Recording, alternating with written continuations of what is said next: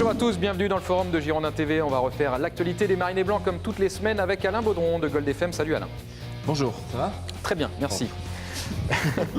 Quelle entrée en matière. Attends, punchy. Denis Grandjou, RTL, bonjour. Bonjour tout le monde.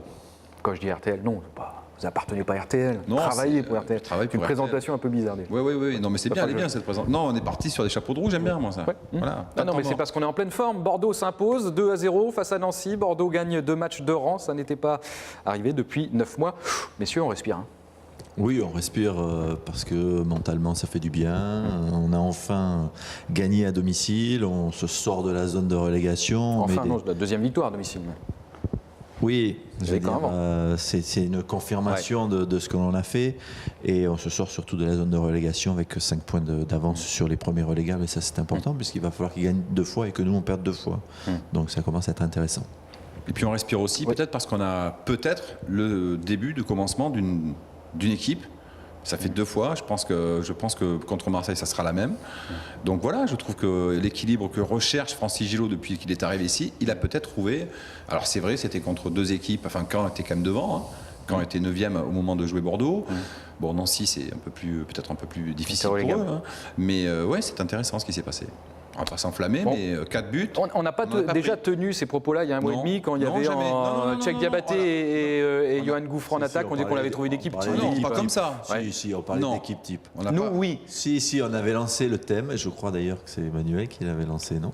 C'est possible. Est-ce qu'on avait trouvé une équipe type?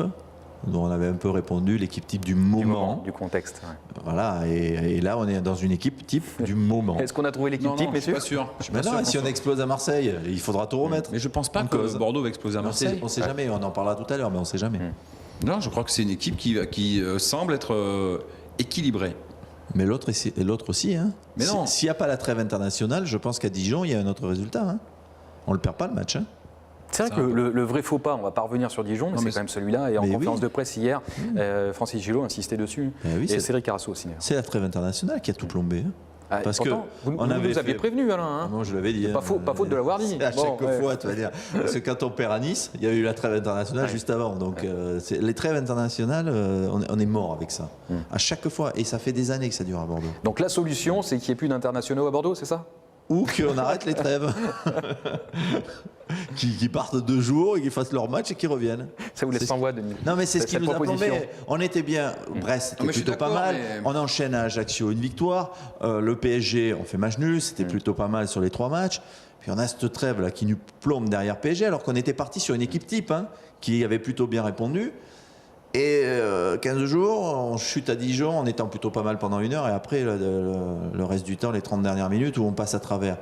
Et puis là, donc ça profite à Gillot quelque part parce qu'il se rend compte que finalement l'équipe type du moment, c'est peut-être plus l'équipe type qu'il faut mettre. Il sort Diabaté, il sort Ben Kalfala, il fait rentrer Bellion, il fait rentrer Certic, le CV, pardon. Voilà, il recherche. Oui, mais j'ai l'impression que là, cette fois, par rapport à, on va dire, au match précédent dont tu parles, c'est vrai que c'est une équipe qui peut-être se dégage un peu, mais là j'ai l'impression que déjà l'équipe n'a pas pris de but, que les temps faibles sont moins fréquents avec cette équipe-là, c'est tout. C'est juste une sensation que j'ai d'une équipe où peut-être la complémentarité dans les lignes, etc., est plus évidente et plus voyante sur le terrain. Voilà. PSG, tu as vu beaucoup de temps faibles? Non, mais il y avait beaucoup de déséquilibre. Elle était bien équilibrée l'équipe contre le PSG, contre Ajaccio, quand mais on tu gagnes Ajaccio pas aussi. Mais tu gagnes pas. Mais bon, on fait un partout, on n'est pas ridicule. On les malmène même quelque part. Alors que c'est le PSG dont on annonce que c'est l'équipe qui va tout dominer. Ça n'a pas été le cas, on a eu du répondant, mais la trêve nous a fait mal, parce que Plasil n'était pas là, Nguemo n'était pas là, Diabaté était blessé pendant la trêve aussi, il était moins bien. Et Francis Gillot a parlé de colonie de vacances pendant la trêve. Et forcément. À propos des entraînements. Oui, mais on souffle, on en fait un peu moins, on est moins concerné, il n'y a pas de match à jouer, donc en plus ils n'avaient pas fait de match amicaux parce qu'il y avait peu de joueurs, parce que la CFA jouait, donc ils ne pouvaient pas prendre des joueurs de CFA. Donc voilà, ça a fait mal à Bordeaux. Est-ce que la bonne idée contre Nancy, c'est d'avoir ouvert le score rapidement? Certainement. Et puis très rapidement, à le dire. C'est ce que nous a dit Francis Gillot. Il avait prévu effectivement ce cas de figure, mais pas aussi vite, quoi. Et effectivement, ça a été, on a tous été un peu surpris de cette entame de match, quoi. Je veux dire, paf, paf. Ça donnait quoi sur l'antenne d'RTL quand vous avez pris? Vous aviez donné le coup d'envoi? Vous étiez en direct à ce moment-là? Vous avez pris non, parce que le problème, c'est qu'il y avait PSG qui jouait en même temps. Ouais. Et donc, bien sûr, PSG, Paris. Du coup, moi, je vois le coup d'envoi et je me dis, il va me donner l'antenne, quoi. Et puis, non, PSG, avec ses doutes, avec ses stars. Et du coup, quand ça a été à moi, mais voilà, c'est but qui a été inscrit. Voilà, mais c'est vrai que c'était assez rapide et puis soudain.